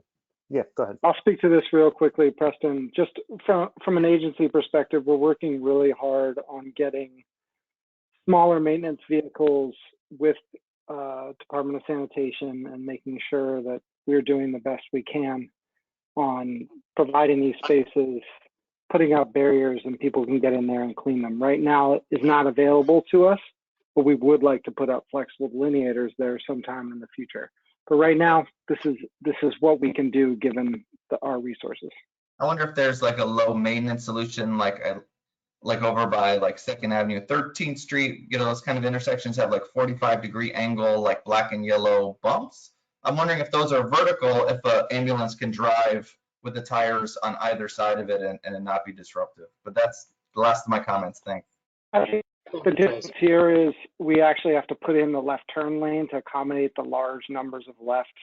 Somebody was talking about earlier about eliminating the left turns, and it's actually really, really difficult to do that along this corridor, given the fact that it does kind of pare down, and you have people are literally trying to get off of 6th Avenue as they approach the park. So that's part of the design. I really like the 13th Street design a lot. So, you know, maybe it's something that we can look at in the future. Right. Fantastic. Thank you. We have 4 speakers to go, or 4 questions to go. So bear with us. Thomas Huzij, if you were there, Thomas. Hi, everyone. So thanks for your time. I'm completely in support of this project. I work in Herald Square. So basically after work, I'm either going south to Williamsburg, where I live, or going north to visit my partner who lives in Jackson Heights. So I'm basically going to be using this protected bike lane every day or every other day. I do agree with one of the committee members, Jesse, that this should have been a 2-way bike lane. I feel like building 1-way bike lanes doesn't really conform with the reality of how protected bike lanes are actually used. It seems almost as silly as if we had 1-way sidewalks. It seems like there's a handful of intersections where you didn't do signalization. You instead did something, I think they're called offset crossings. Just the reality of what I've seen, at least on 2nd Avenue. I know it's a new concept, so maybe the best practice hasn't been implemented yet. But anywhere where there isn't a dedicated signal phase for turning drivers, I'm constantly seeing them kind of inching their way into the bike lane and waiting for pedestrians to cross. So you're kind of playing a game of whack-a-mole, right? Anywhere where you're not doing a signalized turn phase, you're just that will be the new high conflict intersection, right? So you really should have just done signalized turning everywhere, and that would facilitate the 2-way bike lane. I also disagree with Brandon that you probably could have taken away at least another lane of traffic from cars to create more pedestrian space. And I guess that those are basically my comments. I would have to ask, I might have missed this, but did you actually reduce the width of any of the car lanes to reduce the speed that the drivers could be traveling at? Thanks. Fantastic. Go ahead to answer the question. Yeah, I think you'll see that there are some 10 feet lanes north of 42nd Street, and the bus lane pinches down a little bit. 10 to 11 feet is our standard width. Okay. Listen, I'm very conscious that people keep adding their names to the speaking list, and I want to make sure that everyone has a chance. I'm really going to ask you to keep it very, very short as time goes on. So when I call your name, unless I may just go directly on to the next person and let Preston and the DOT answer all your questions at once. So Preston and Ed, if you want to take a couple notes, I'm going to move straight on to Dave Achilles, if you have something. Can you hear me? Yep. Okay, one observation and one question. As a representative, I'm president of the West 50s Neighborhood Association. The #1 concern and quality of life of our membership is the lack of enforcement of bike laws. I have never seen any bicyclists stop for any reason here in Midtown, for any reason whatsoever. So I hope that with this plan, and Preston, thank you for your presentation, that there will be some coordination with the government to get things going. The question I have is, are the bicyclists willing to share the bike lanes with these electric bicycles that are capable of doing 35 miles an hour? Are they ready to share their lanes, or what are we going to do about that? Okay, so I'm going to put that as a question. Ted and Ed will come back to you. I want to get everybody's questions as quickly as possible. Thank you, Dave.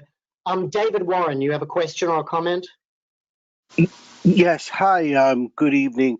My name is David Warren. I want to thank the Community Board 5 and DOT for their great idea with this. I support the project, and as a point of information, I also serve on the Transportation Committee of Community Board 4. I would like to ask about if they can strongly reconsider by the end of the week of putting up the cones during this emergency by the end of the week. If they can put up the cones as an interim measure, and also please reconsider taking away more free car storage spaces for loading zones, so truckers and people be able to get deliveries. And to piggyback on what the previous caller, David A., had said, maybe during this emergency we can experiment adding a extra lane for electric cyclists and those scooters. So we'd have a separate lane for just pure pedal power and a little bit of an extra lane for the electric cyclists during this emergency period. And once again, I would like to second what Liam, Thomas, and Melody had said regarding the parking and all that. So thank you again for your service. Thank you very much, David. Andrew Gilbert, question or comment? Hi, my name is Andrew Gilbert. I actually work along 6th Avenue, so I already do bike along 6th Avenue every day, and as such, very in favor of this proposal. I wanted to second a few of the questions about, you know, the why we're still building 11-foot lanes when DOT has previously stated that, you know, 10-foot lanes are the standard, is my understanding. And given that this is a, you know, a 25-mile-per-hour speed limit road, it seems inappropriate to have such a wide lane since there's no need for it, as well as the previous comments that the space could be better used. To that note, I was curious whether the DOT had put into consideration a more, you know, intensive capital plan to, you know, either change the width of the roadbed itself by physically widening the sidewalks and narrowing the roadbed itself, you know, moving in consultation with sanitation, moving the bike lane into its own separate narrower area, and having actual physical separation and protection. I also wanted to second the concept of removing more lanes and to widen the sidewalks. Someone had commented that, you know, there's often incursions into other bike lanes by pedestrians, and I think one of the big issues with that, a good example was 8th Avenue, where, you know, the sidewalks are extremely narrow and 90% of the road users are pedestrians. It makes sense that we should be taking even more space from cars to give to them. And then I did have one question. I guess those other things were more just comments, since I have one actual question, which is, has there been consideration to using the car parking, the buffer zone that's generally used for car parking or truck loading or whatnot, as area for either city bike racks or just general bike racks for people to store their bikes? One thing I've noticed is on the vast majority of bike lanes in the city, there's pretty much nowhere at all that you can park a bike on the street, which makes it really difficult if I'm on not a city bike, but my own bike, to stop and go into businesses and, you know, do anything for a short while, since there's literally maybe one rack every 2 blocks, and given the extreme low number of them, they're almost always completely filled up. Right, thank you, Andrew. We'll come back to your questions at the very end. Ian Lister, if you're there, Ian. Hi, thank you. Not sure if you can see me as well, but I live on 6th Avenue between Bryant Park and Herald Square, so this is going to be hugely valuable for me and my family. So thank you for proposing this, and I hope it becomes a reality soon. Obviously, getting into Midtown from here is dangerous as it is, and we've seen the crosstown lanes come in recently, and the 6th Avenue one is really been really sorely needed for a long time. Obviously, as a few other people have said, the southbound lanes are really important too. So I know it's difficult to get them on 5th Avenue, it's difficult to get them on 7th Avenue, it's difficult to put bidirectional on 6th Avenue, but, you know, please keep working on that and give us something so there's a better southbound option than just Broadway. In a similar vein, I think it's important that we, the board and DOT, need to keep thinking bigger. This proposal just now is only for paint and some signs for now. But we really need the concrete, as Andrew was just saying, curb realignments. I know that's a big capital project, but we've been putting in these protected bike lanes for like 12 years or something now. So if we start actually getting this stuff into the capital plan, we could really have some good avenues by now. So let's not put it off for another 12 years. Let's actually start getting this stuff in the capital plan. Widening congested sidewalks. I don't think anybody would disagree that sidewalks in Midtown need to be wider as well. So most of that is just comment, but I think if I could make a request to the committee to formally ask DOT to do more of this. I know CB5 wrote a letter to DOT probably 7 years ago now, asking for some of what we're seeing now. So if they could renew that ask and ask for more again, including capital works, that would be great. Thank you. Great, thank you very much, Ian. There's 2 more to go. I'm not going to take any more questions or comments after these 2. Second last is Chelsea Yamada. You had a question. Chelsea, are you there? All right. If you don't, great. Thanks, Chelsea. Go for it.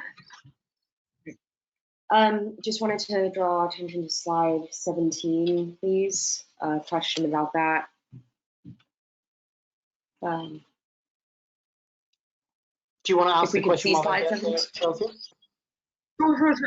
There seems to be a discrepancy in the kind of visual representation of what obviously the capital project is very different on 9th Avenue.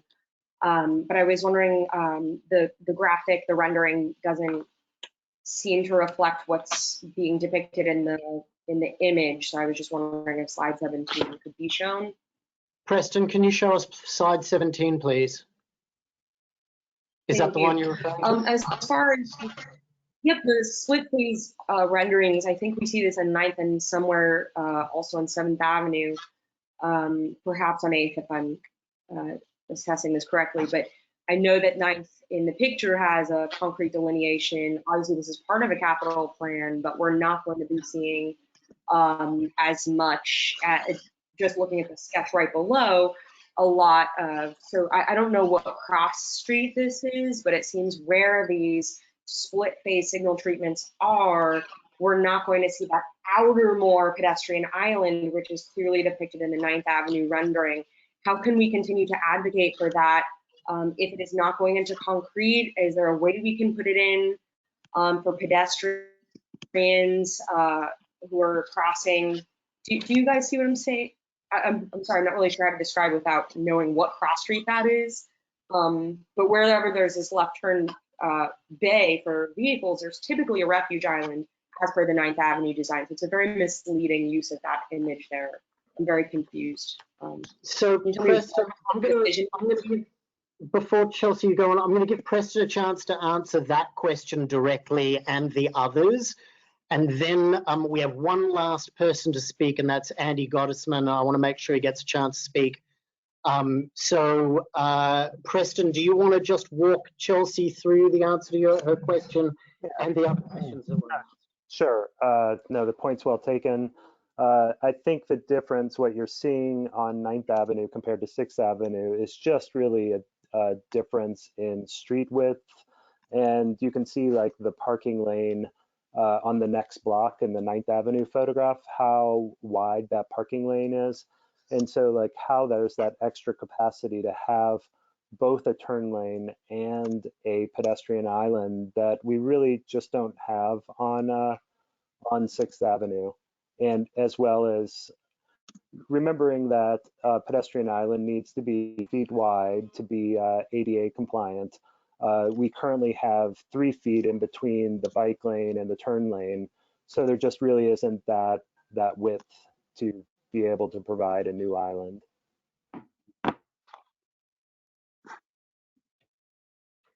Great.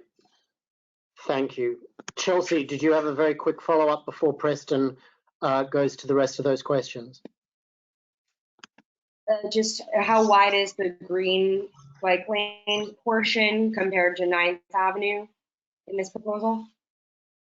I'm not exactly sure what 9th Avenue is. The we're proposing a 6-foot bike lane on 6th Avenue, and I think it's also 6 feet wide. Yeah, I believe it's 6 foot plus 11-foot buffer. This situation right here, Preston's absolutely right. There was enough room there to build out. There's several issues on 6th Avenue. The narrowness of the street is the number one, what Preston said. But you know, I take the comment about capital planning and integrating these things into capital planning very seriously, and it's something that we really have to step up with DOT, and we're looking to do right now. Fantastic. Thank you very much, everyone. Andy Gottesman, you are our last speaker if you wish to go ahead. Thanks, I appreciate it. So thanks for listening through everything and giving me a few minutes. My name is Andy Gottesman. I'm an officer with the Avenue of the Americas Association, which represents the property owners on this part of 6th Avenue. And I'm a principal with 1120 Avenue of the Americas LLC between 43rd and 44th Street. So just for the record, I did want to make known how disappointed our owners were that this meeting took place tonight this way. There's nothing else happening in the world right now, especially in our industry right now. People are working on keeping these buildings safe. They're working ridiculous hours right now to try to handle this pandemic and get through it. And I saw that all of the other committee meetings were canceled. I can't believe there's any other public meetings happening right now. And that was disappointing to us that this had to happen tonight. Given that, taking away traffic space never eases congestion. It won't do that here. I think you'll see more congestion on 6th Avenue. You'll see more conflicts between bikers and pedestrians and cars. You'll see more difficulty of making deliveries to these buildings. You'll see more difficulties of people trying to access the buildings from the street. And should just be prepared to have those consequences that come with these protected bike lanes like this. We are, by the way, very bike friendly in our building. We have as much bicycle parking, I think, as anybody on 6th Avenue for our tenants, and we're proud of that. But creating more congestion through what is one of the most dense corporate blocks in Midtown Manhattan with hundreds of thousands of employees is going to create other consequences.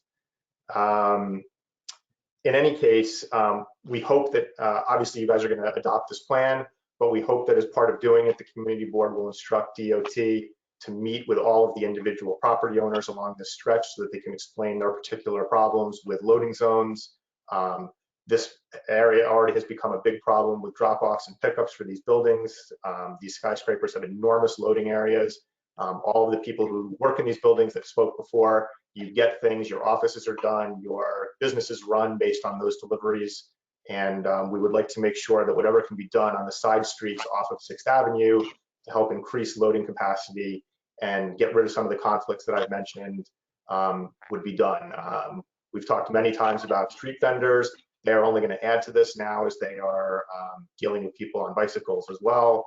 And if there are ways to create new non-parking zones along the side streets to help the loading of these buildings and the access to these buildings because of this, we would appreciate those kinds of meetings. So in our previous discussions, I think you guys are open to that. We now, with this presentation in hand, will forward it to all of our members, and you can expect to hear, I guess, from each of them individually about what can be done on the particular corners to make sure that these buildings can continue to operate in an efficient way. With that, thank you for your time. Great, thank you so much, Andy. And I want to add that, of course, to your comment about having the meeting in the midst of a crisis and not cancelling it, I mean, obviously this is a work in progress, both by the DOT and also by Community Board 5. We are very conscious of the fact that there are other major things happening on the planet at the moment, and that there may be a perception that we are looking at the little stuff. I want to make clear that this is a proposal that we do not believe will end with this meeting. We will ask DOT to return once they've had some of this feedback and talk to us.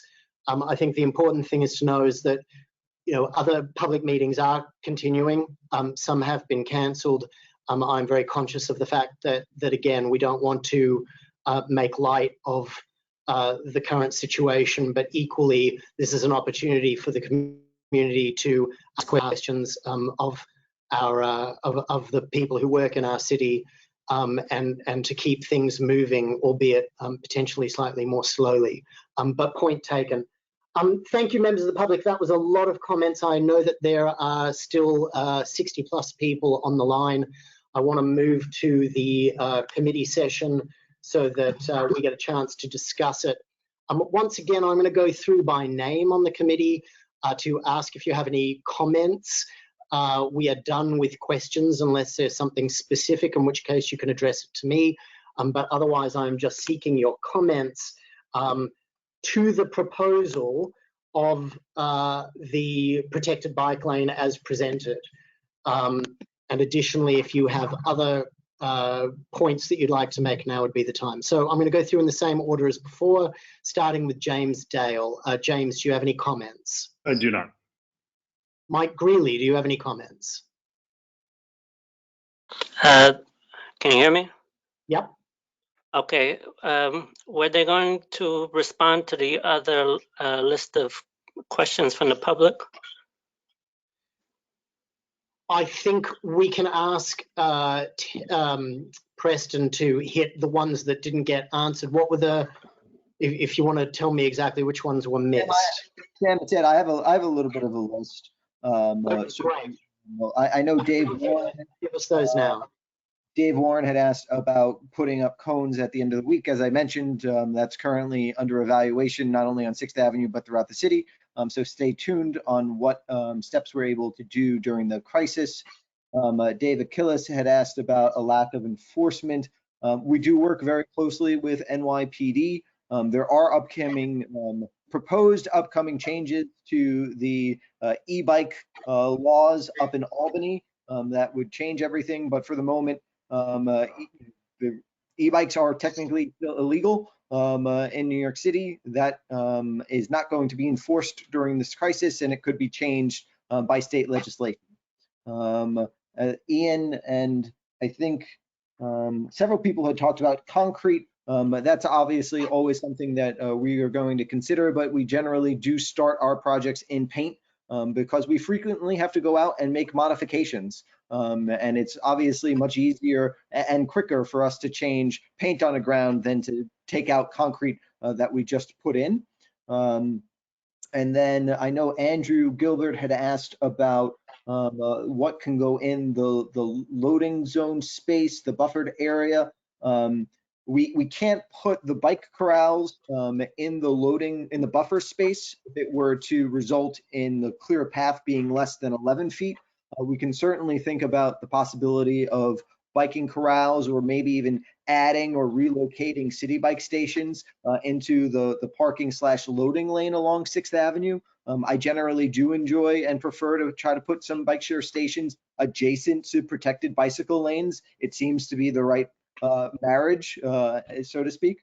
But those are things that we're currently looking at right now. And then Sam, if I could just say to Andy's comments, I have already spoken with the Avenue of the Americas Association, with several of the property owners and managers along the corridor. I've told them that following this presentation, which is our traditional kickoff at a community board, that we'd be happy to discuss potential changes to the loading and parking regulations in front of each and every one of those properties. So that commitment to Andy and his fellow members remain as strong as ever, and then we can keep the board updated on those efforts. That's great. Thank you, Ed. I did have one question that I'm not sure if you just answered, which was the question that somebody raised about why 11 feet rather than 10 feet for the lanes. Is that a city thing? I think, Preston, most of our lanes are between 10 and 11 feet. We like 11 to 12 feet for a bus lane. And I think that's just the standard. Preston, do you have anything to add to that? No, that's right. Terrific. Excellent. Thank you. So to that end, Ed, before I go through with the rest of the committee members, are you seeking a resolution from us tonight, or are you seeking something else? Is there a particular response that you would like from the community board? We would certainly like your feedback, your questions, and if you're comfortable moving forward with a resolution of support, as always, we appreciate that. But we will, again, this is a strange project, well, strange time for this project, because I can't say that it's going to be implemented at a specific season. I don't know what the impacts of this current emergency will be on our operations in the spring and in the summer. So this is a really important touch point to get the community's feedback while we'll continue to work with the property owners along the corridor. Great, thank you, Ed. Much appreciated. So I'm going to go through the rest of the committee members for questions and comments as to the resolution. Jesse Lehman, if you're still there, given that this is A, an area of expertise for you, and B, you were the last person on the committee list, I would love you to help summarize where we're at the end. Would be much appreciated. Fantastic. So, yeah, I'm still here. So Matt Hartman, do you have any questions or comments or more comments for the committee? Can you hear me? No comments. I just also echoed. Can you hear me? I appreciate that they are willing to have conversation about what the loading and unloading will look like. That's all. Fantastic, thank you. Joel. Yes, generally, I think this is a really good plan. I'm not going to get into very specific minor things. I am very concerned at the response to David Kellis, which was basically, we work with the police department on enforcement. Enforcement's a serious problem in this neighborhood in the 50s. There are a lot of seniors here. There are a lot of problems with just the amount of bikes, the speed of bikes, particularly motorized bikes, which are going to be made legal probably in the next month or two in Albany. And there are already a mass of motorized vehicles on two wheels that are unlicensed, unregistered, that are overwhelming this neighborhood. Enforcement is pretty much non-existent in terms of, because the city council and the mayor have said, let's not enforce against motorized bikes anymore. There's minimal enforcement against people going the wrong way, riding on the sidewalk, riding up one-way streets. And I ride down the 9th Avenue bike lane, which is a downtown bike lane. There's an uptown bike lane on 8th Avenue, and there's an uptown bike lane on 10th Avenue, which is fantastic. But constantly I am being stopped by people riding their bikes uptown on the 9th Avenue bike lane because there's no enforcement. And I think this, this committee has made a few random comments in our resolutions about that NYPD should step up enforcement of rogue bicyclists. I think it's beyond that now. It's we're not making that statement strongly enough, and I don't think DOT is we work with the city or we work with NYPD is really strong enough. I think we need to take a very strong stand on this, and it needs to be part of any resolution if we're going to have a resolution today. Thank you, Joel. Much appreciated. Jordan. Nothing to add. Thank you. Fantastic. Thank you, I'm Pete here, Webb. just in case you thought. Nothing to add at this time. Right, thank you. Jesse, I do hear you. Just sit tight for a little bit. We're going to put you at the very end. Nancy Goshow. Nothing to add. Thank you. Great, thank you. Jonathan Raybar.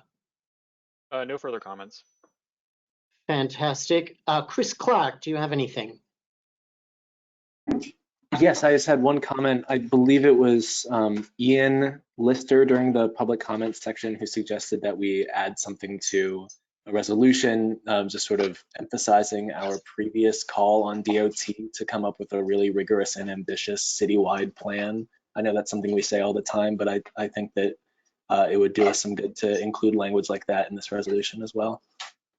Great, thank you, Chris. I think that sounds sensible. Hugo. No comment. Fantastic, thank you. George, if you're there. All right, Janet. Any comment, Janet? Okay, so No before further I go comment. to, oh, You- sorry, go Can you ahead. hear now? Yep. I'm sorry, I had it muted. Do you have anything to add? No, I don't. Thank you. Great, thank you, Janet.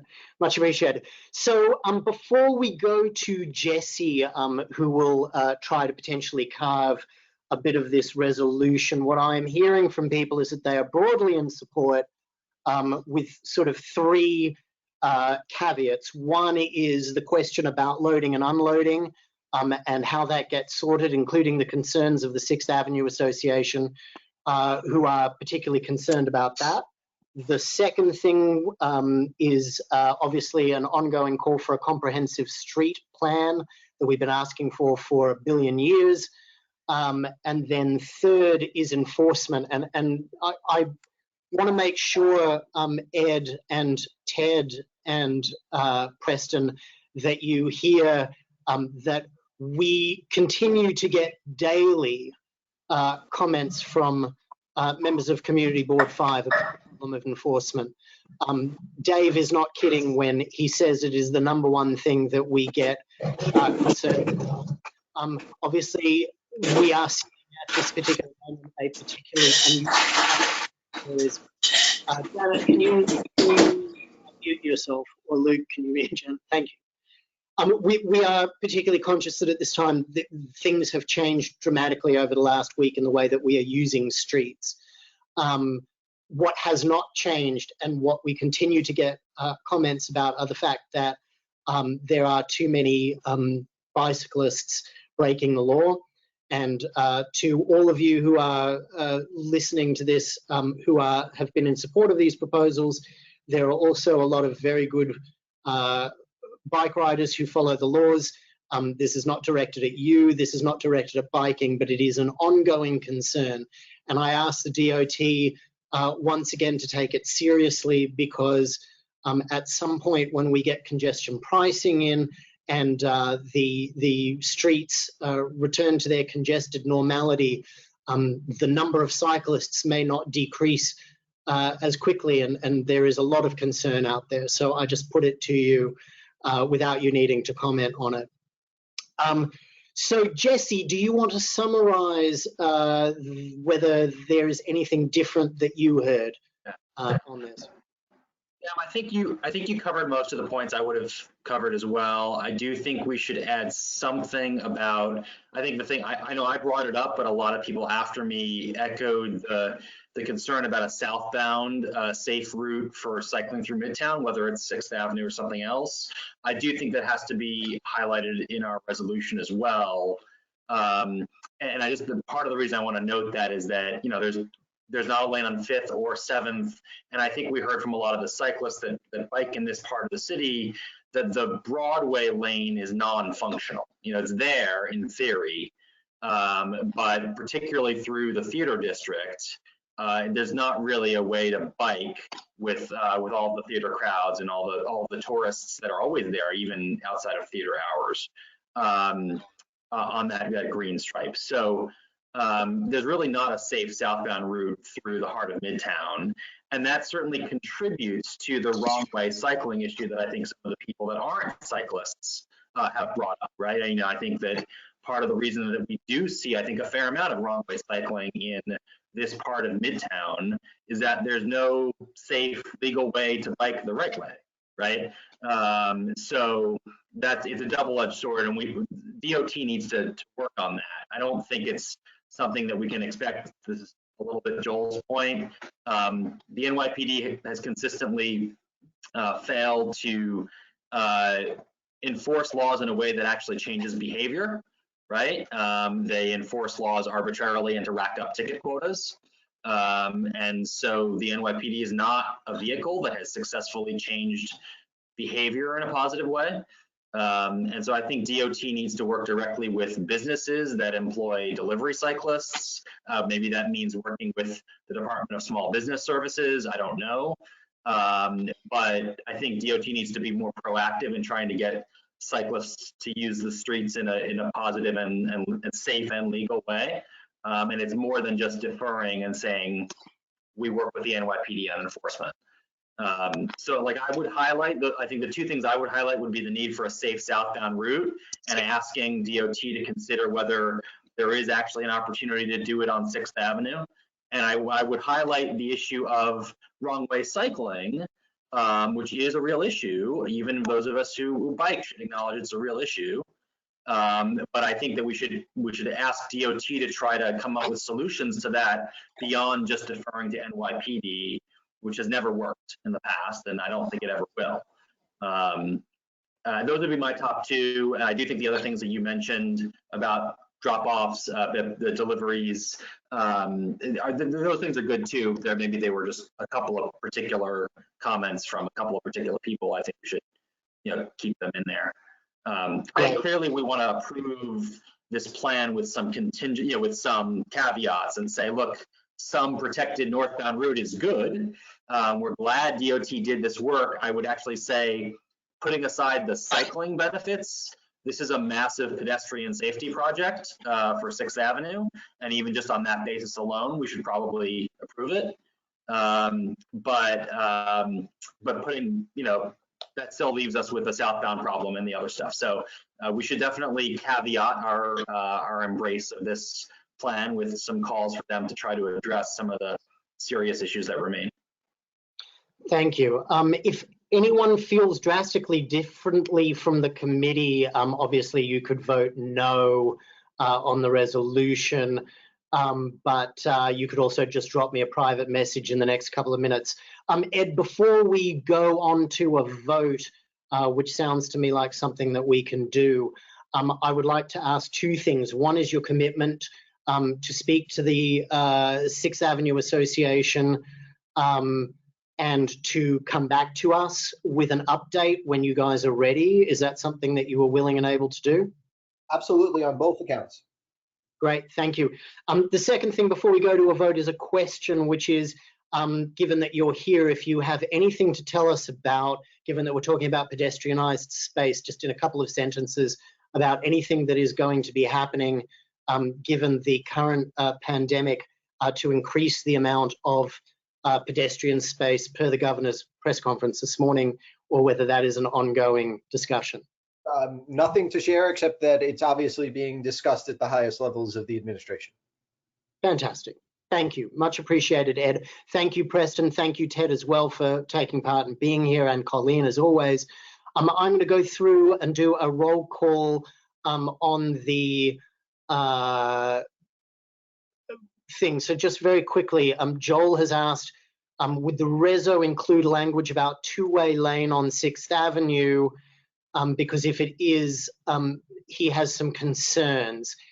He certainly supports the general concept of a southbound on 7th or 5th. Joel, do you just want to quickly explain to Jesse more clearly? Yeah, I just the concept. So the two-way bike lanes that I've ridden on in various parts of the city, I do not find as safe as a cyclist. As a pedestrian, I find them very confusing when walking out into the street. And I think in an area with this dense pedestrian foot traffic, I just don't think it would be safe. I do think we need another southbound lane, whether it's on 7th or 5th or even both. I would personally like both, but I would have trouble supporting a two-way lane on 6th Avenue in the 50s. Are other members of the committee, if you are comfortable with that not being included, the two-way language, or if you are uncomfortable, if you just want to private message me as we get there. I'm getting a general show of hands that people agree with Joel about that. So Jesse, do you have that? Yeah, no, I think maybe we should include something about the need for a southbound lane besides Broadway. I do think that I was concerned that the DOT answers to the repeated questions about a southbound lane kept going back to, well, Broadway exists. So I think that if we're clear that we think that Broadway is not enough and that they have to find a safe southbound route on whether it's 5th Avenue, 7th Avenue, or if they think a two-way lane works on 6th Avenue, I'm not a traffic engineer and I don't want to force them to say we think we know better than you where the southbound lane should be. But I think we should say that there needs to be one beyond Broadway. Yeah, I think the concern that I'm getting from people directly is that that the two-way seems too much on 6th Avenue. So if we leave that out, that we should potentially be able to get some votes on this. Okay. So I am going to go through the names on a resolution that does not include the two-way, but talks about southbound in a more general context, and everything that Jesse said before. If everyone is comfortable with that, we will do that now, and then we can go get some dinner. So I'm going to go through name by name of the committee members and just on a resolution. Mike has asked, Ed, could you please return to the community board either way 6 months after implementation of the new bike lane and tell us how it's going? We'll include language of that in the resolution. Happy to. The only thing about 6 months, Sam, and we'll do there, we wouldn't have any traffic data to share after 6 months. We generally need a good year to collect and analyze that data, but we're happy to be present, collect feedback, and with our own observations. Okay, got it. All right, so Jesse, you're ready to go ahead with this resolution, which you are kindly taking charge of. I just want to get a motion to approve. Motion. Motion to approve. Second. Great. Second, great. And Nancy has made a couple of points that I will add with you, Jesse, when they come to you. So I will do that directly with you. Okay. Excellent. So I'm going to go through roll call, starting with James Dale. I agree. Mike Greeley. Yes, I agree. Matt Hartman. Yes, agree. Joel Maxman. Yes. Jordan Goldman. Yes. Pete Webb. Yes. Nancy Gosho. Yes, with that one caveat. Yes, I've got that, and it's a fair point. Okay, thank you. John Raybar. Yes. Chris Clark. Yes. Hugo Logasico. Yes. Janet Pawson. Yes. Jesse Lehman. Yes. And myself, and I'm a yes as well. So the resolution passes. I will discuss with Jesse some of the comments that I've received privately, and that will be up for board approval in the resolutions. I would like to thank everyone. There are still around 60 people on this call. That was a Herculean effort from everyone, members of the public, members of the committee, everybody. Thank you so much. Particular thanks to Luke for being patient and again, walking everyone how to use this software. Thank you all very, very much. I really appreciate it. This was a great experiment and I think it went reasonably well. Have a very good night. Please be safe. Thank you, dear. I think we all thank you too, Sam, for guiding us through this for the first time. Indeed. Thank you. Thank you. Pleasure. Channeling my inner Brian Lehrer. Thank you, everyone. Have a lovely evening. Get some rest. Get some food. Take care. Bye, everybody. Bye, all. Thank you all. Thanks.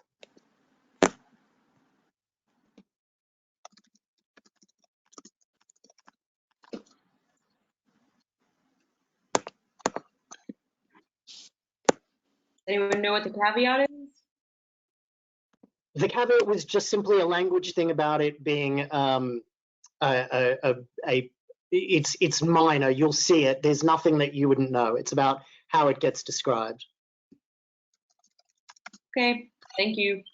No worries, Chelsea. Thank you. just want to say again, I said this in the comments, but one of the most well-run meetings I've actually taken part in. So nice job, everyone.